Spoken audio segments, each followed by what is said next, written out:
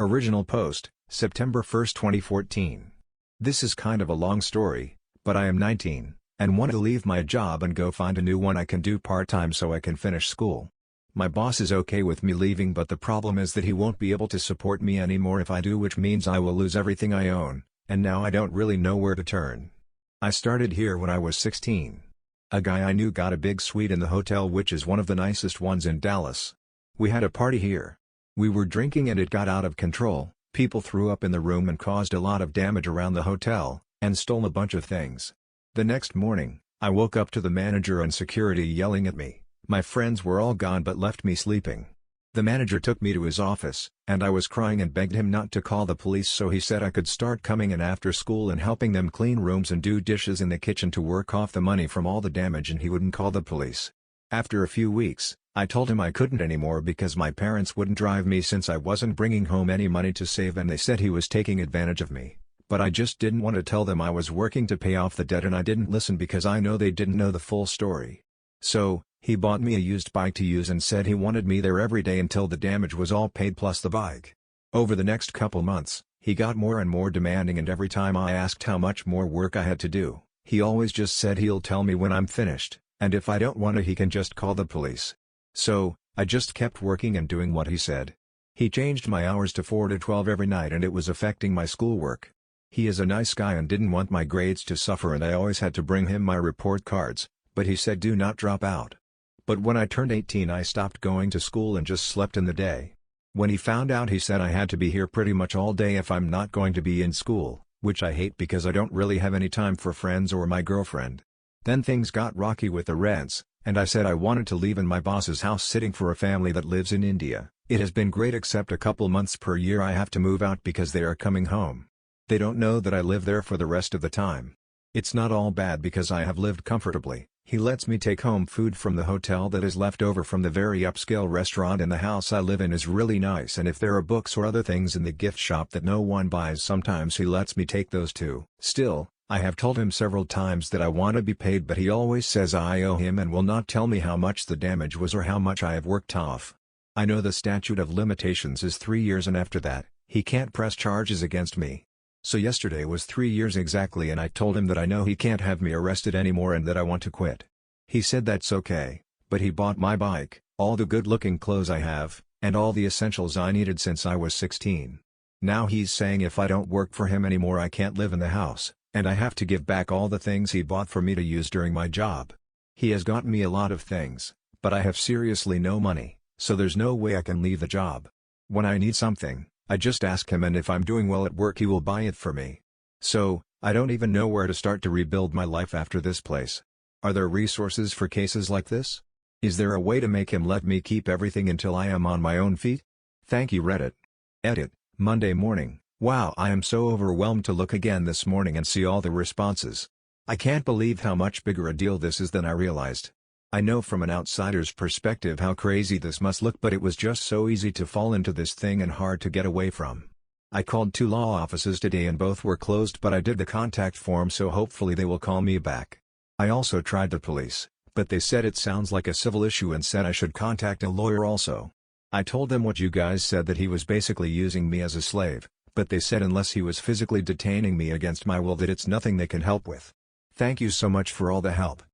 Update 1. September 2, 2014. Thank you all so much for your advice this weekend. I'm literally in the middle of the craziest day of my life today. Looking back I feel like my situation was way over the top, but it took hearing all of you say it and calling it slavery and then going and talking to these lawyers for it to really hit home what he has put me through over the past 3 years. I'll write more later, but just want to give a quick update because I am so excited I can hardly focus. Yesterday I googled the top employment law firms in Dallas and sent some emails. I got a call from a lawyer saying he wanted to meet with me first thing in the morning. My mind was racing all night, and I didn't get to sleep until after 3 a.m. and I needed to leave by 7. I printed out about 50 pages of emails I've from with him over the past 3 years, and also made notes from some of his voicemails. After about 5 minutes talking to me this morning, he asked if it would be okay for some of the other lawyers he works with to join us, and I spent about 2 hours answering their questions and taking them through everything. The moment this all sank in for me of how big a deal this was when I saw one of the lawyers tear up a couple of times while I was talking. Honestly, it never felt like such a big deal to me before, but now I am seeing it in a whole new light. In the end, they said they will take my case, and I won't have to pay them anything up front, and they just needed a few days to do some research before we met again and talk about the details, which is going to happen on Friday. Like a bunch of you said, they told me it's a lot more than just a pay issue and that there are a lot of parts they need to explore about lost wages and also criminal charges that he will face, but that they need to talk about the strategy first. They also said since I'm over 18 now that my parents don't need to know anything or be involved in any way.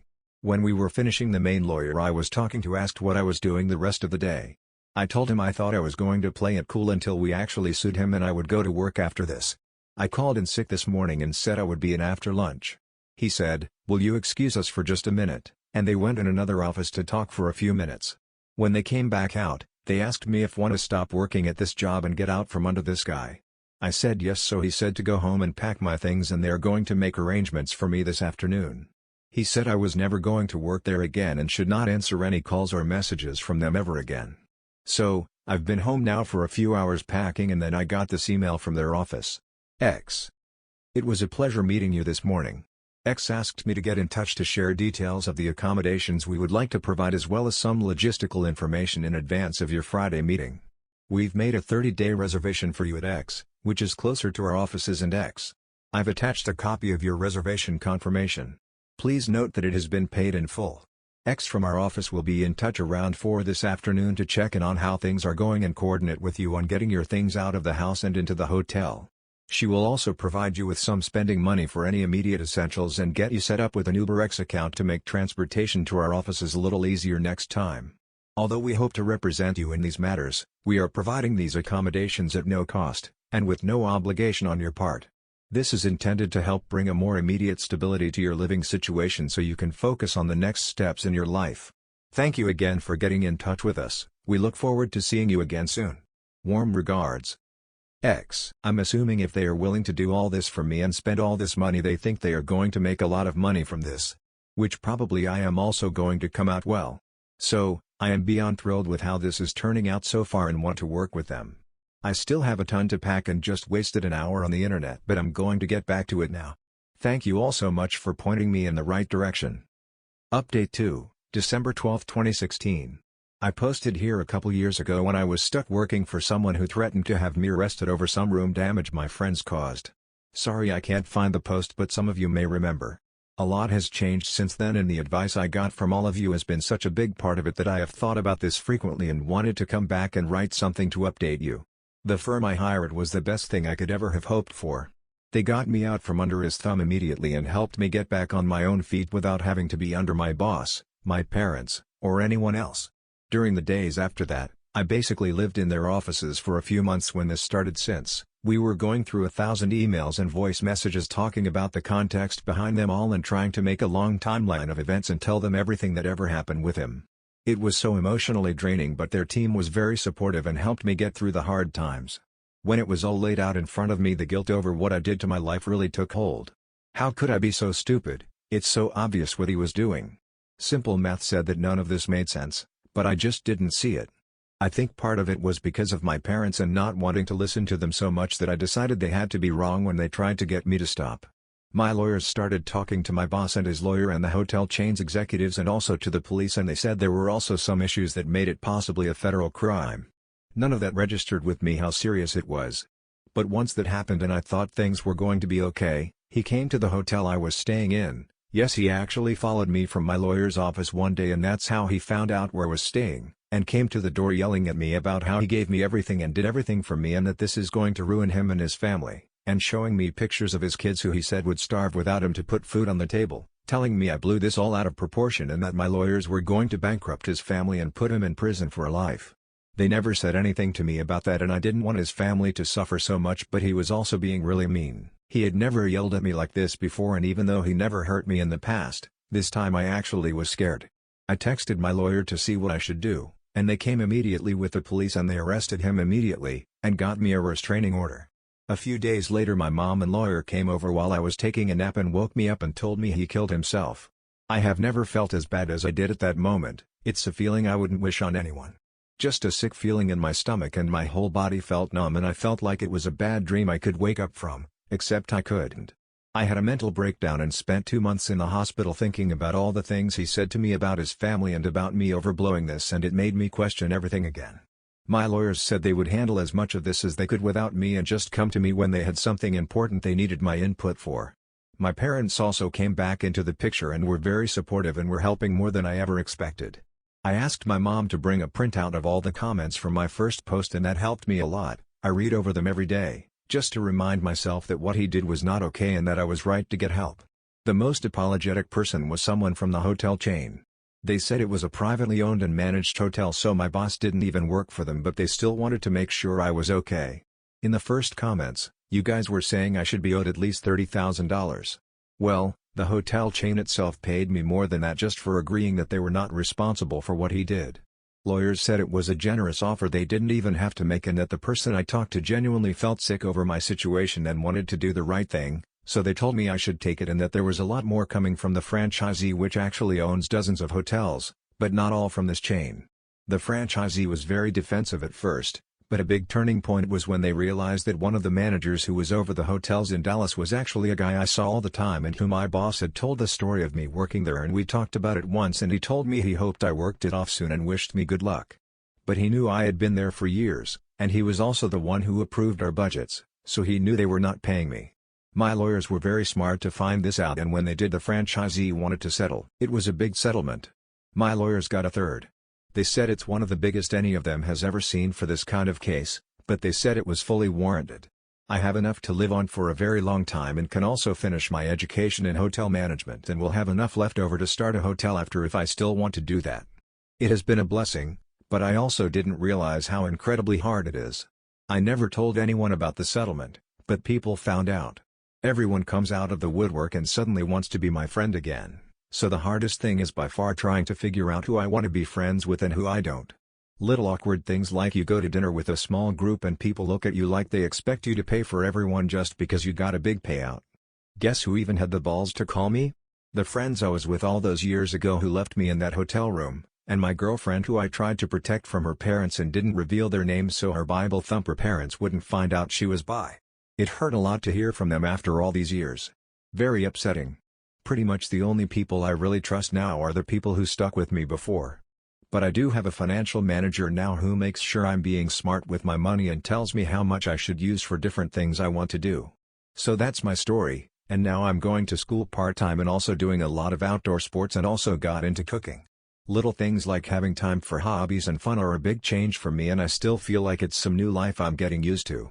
I feel like I've lived 4 lives already in these different little phases. But so far this one is my favorite. I still have nightmares sometimes about my old boss and just remembering him yelling at me that day at my hotel, and then me hearing that he died. I remember all the times he was nice to me and gave me things and did things for me and gave me dating advice and told me I was smart and pretty. Sometimes I wonder, even as happy as I am now, if it was worthwhile to know that he's gone, and his family is suffering and has nothing. My therapist says sometimes the right thing can be hard and hurts, and sometimes bad things happen to good people who don't deserve it, but that I did everything right, so that helps me feel a lot better. One day at a time. Story 2, my girlfriend is being forced to marry someone she doesn't want to. Original post, July 30, 2022. I'm 26 male, was dating this girl. I'm 25 female. We had been dating for over a year, but she came from a very strict Indian family. She said she was lucky that they allowed her to work, and they would be extremely against her dating someone, that they wanted her to get married to a guy of their choice. We met at college, and ended up at the same company. We had sex several times, which she said was a big no-no, so she wanted to keep it a secret, so I did as well. 8 months ago, out of the blue, I received a message from her. It said we were done, and she didn't want me to contact her again. We hadn't had a fight, in fact, we had a romantic dinner just the night before, and yet I got this message.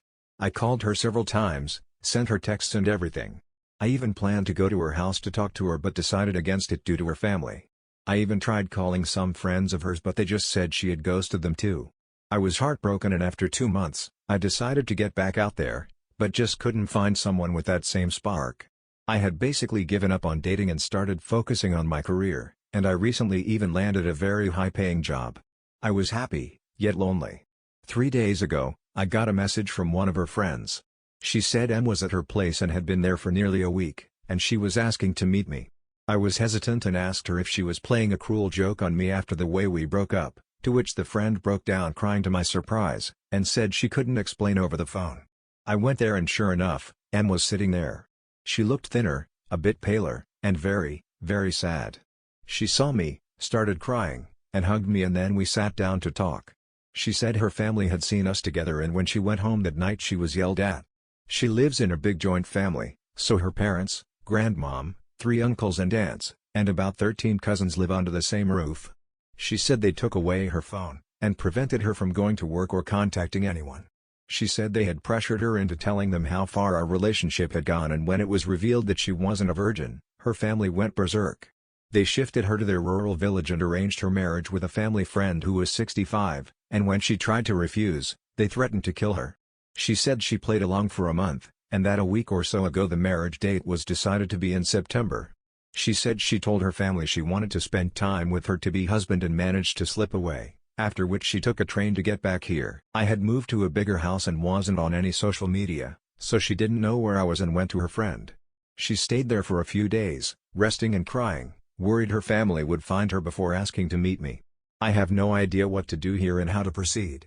I love her and I'm willing to be there for her, but I have absolutely no idea how. What legal steps can we take? Update 1, August 15, 2022. So a while ago I made a post here asking for help because my girlfriend was being forced to marry someone she didn't want to. This is the update to that. We got married. We married in an Arya Samaj Mandir, which is just a way of saying we got married the fastest way possible legally, got the marriage certificate, and made the legal adjustments of changing details on passport, and a dark card. She's seeing a therapist now and is mentally better, isn't that scared now? Her family did find out and did try to lodge a case that I was holding her against her will or that she had been brainwashed by me, but an affidavit thanks to a Redditor's fantastic advice disproved all that. Her brother did send me some threats and her dad actually tried to enter my house, but in the end, they had no choice but to accept it and left to go to their hometown. Me and my wife blocked them on everything, and we haven't had any contact from them for a while now, so we don't think they'll be a problem anymore. Now that all the legal craziness and family drama has been dealt with, we're going to start adjusting as husband and wife. We're planning a proper wedding celebration, with all our friends, who are basically our family. We'll also go on a honeymoon soon. I'm glad that things worked out as well as they could for us, and I'm going to look forward to spending the rest of my life with a fantastic woman. Update 2, same day. Up here. I'm seeing all the comments telling me to move and we're not safe. I agree, but moving will take some time and we're here for the time being. I have put precautions in place though. My house has cameras, alarms, and motion sensors, and I've hired guards to patrol the place 24/7 in shifts, so we're constantly protected. As for their connections with the police, they have connections, I have money, so I'm not too worried about that either. Thank you to everyone concerned for our well-being and for the well wishes in moving forward. Update 3, April 8, 2023. A few months ago, I made a post asking for help as my girlfriend at the time was being forced to marry someone she didn't want to. There was a lot of messed up stuff going on, but suitable precautions were taken, and we managed to stay safe for some time. However, most of you said that we were not really safe and that we had to move away and go somewhere to really be safe. In the whole process, we also ended up getting married. Some people claim that I used the situation to my advantage and not for the good of the woman I love. I'll address all this now. We moved away. I won't say where for obvious reasons, but we did, and we are not in our country anymore.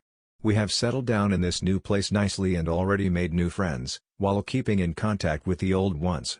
A few people were wondering what the hell I did for work, as I seemed to have unlimited money. Other than saying that I work in a very select field and that it is completely legal, I won't say anything. Now, as we were out of the country, I asked my wife if she'd like to get the marriage annulled if she thought it happened too soon. My communication skills are so bad that she thought I was asking for a divorce and broke down crying. Those were a fun couple of hours. On to the juicier parts of the update.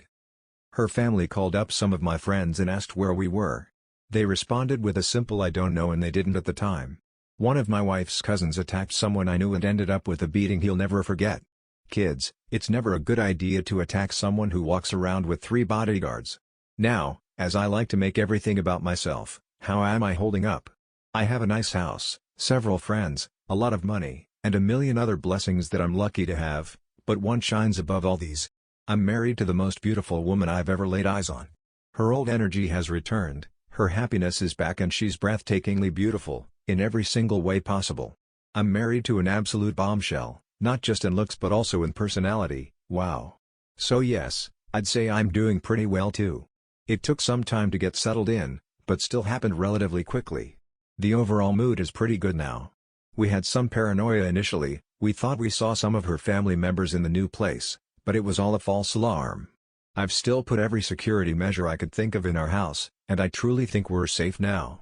That's all I really have to say now, and there's nothing more to update I guess, so goodbye, and thank you everyone for your support. The fact that this type of stuff still happens is wild to me. Like, this story is from around a year ago, not the 1600s. So anyway, I'm glad that everything worked out for Opie and his wife, and that they were able to go to a new country. That's all for this video. Thank you for watching, I hope you enjoyed, and I will see you in the next one.